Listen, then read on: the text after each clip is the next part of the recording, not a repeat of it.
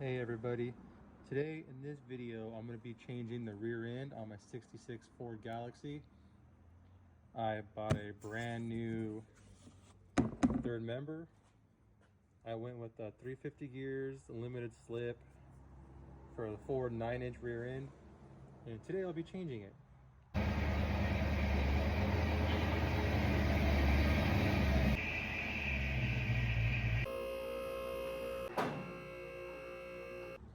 Alright, so first thing we're going to do is lift the car up out of the air, or jack stands or whatever you got, but for me I got a 4-post car lift, so it should be pretty easy. So I got to take the drive shaft out, which is simple. There's just 4 nuts. I think they're 1/2-inch nuts. I'll pull the drive shaft out and just set it to the side. So cut the drive shaft out, sitting up there easy.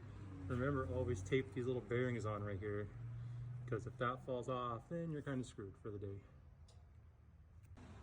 Now we want to put the car about halfway up in the air, so it's easy for me to reach from here.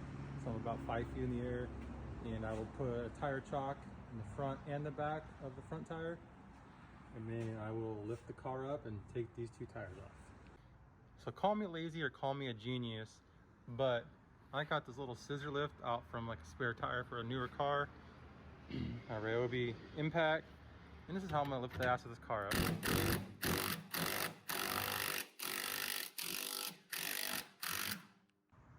Car's in the air on jack stand, as you can tell, tire spins. And see why I'm changing the gears out? One tire spins and the other one doesn't, and that's no fun. We'll go ahead and remove both the back tires, and then when we get that, we'll have to remove the drums. Tires off. Now, since my car only has disc brakes in the front that I put, I gotta pop these drums off, which they should just slide right out. And if they don't, you could, tap them with a rubber hammer or something. There's 4 nuts right there. They're 3/4 inch. Pop those off, and you should be able to pull this axle right out. If not, you might need a fancy axle puller, slide hammer. So here's another cool thing. See this hole right here? That's there for a reason. You could turn it. See that nut right there? You could take your 3/4 inch socket, put it in there, back her out. So I got my slide hammer right here. This little piece is going to mount up on these lug nut studs, and then I'm going to slam this way, and it should just kind of pull that out. We'll give it a try. Got it mounted to the axle with 3 lug nuts, and in theory, when you slam it like that hard, see it coming out a little bit. Now I'm going to hold it with 2 hands, but obviously I can't film it. But I'll just keep pulling it, and you don't want to really break the seal that's in there. So that worked pretty good. And then in theory, the axle should slide right out, and we will inspect everything and see what we need to change. So there's the axle. Not too bad. Bearing's not too bad, but it's enough for me to keep going. Now the fun part. We are going to remove all these nuts. I believe there's 10, and we'll get them loose, and then put a little pry bar right here, and then let the oil drain into my catch. I got all the nuts off except that one's loose, and another one up there's loose. So now I'm going to try to hit a screwdriver between the rear end and the housing to separate the seal, to let the oil drain out, and then I'll get the third member off. Just like that. Let some of this oil drain a little bit more. And then we'll get that heavy ass thing off. So this third member is like 80 something pounds. So it's gonna be over my head. It's gonna be a little heavy to just grab and let it go down. So I have my transmission jack up here to hopefully help hold some of the weight of this. And once the oil stops draining right there, then we could, fingers crossed, slide it on to the transmission jack and then lower down.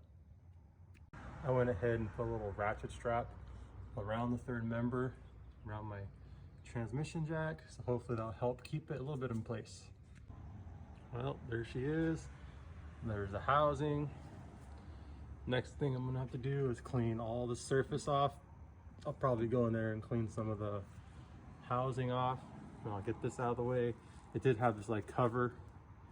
I'll probably sandblast that, paint it, put it back on, and see what happens. I have this Permatex sealant I'm gonna put around the flange and the gasket to kind of help glue the gasket to the housing and the rear end. Okay, we got a new rear end on our transmission jack, and the gasket glued on one side, and hopefully it goes in easy. Okay, I got it up there. It was a little tight, but it went, and I got all the copper washers and the nuts tight. Now I'm gonna go around with the torque wrench and do about 33 pounds-foot torque and see how that goes. I got my axle cleaned up as best as I could. I mean, I could have spent time to polish it, but I think it's okay. Put a little grease on the bearing, and I'm gonna slide this in there and put it back. Got the axle in. I made sure I didn't put it in cricket so it wouldn't fuck up that seal. And I did have to tap it in with the mallet a little bit. Now we'll put the nuts on right there, get these tight, and do the other side. And then we could put the drum back on the tires, and then we'll do the drive shaft, add the oil or the gear oil, and test it. Okay, driver's side done, tight, everything spins, and let's do the other side. Okay, both axles are in, both tires are on. Now you can see both tires spin. Now, drive shaft, gear oil. Now we take that blue plug out and add some of the gear oil in there until it just overflows that hole just a little bit. I ended up using the back hole. See how it's just enough to overflow right there? I used this little fancy pump right here. You suck out the fluid, then it pumps it right in. I had to press in a new U-joint because the new yoke was a little bit smaller, so the original one wouldn't quite fit. But that wasn't a big deal. I got it in, I got everything ready. I broke it in, and now it's time to rip it. Thanks for watching.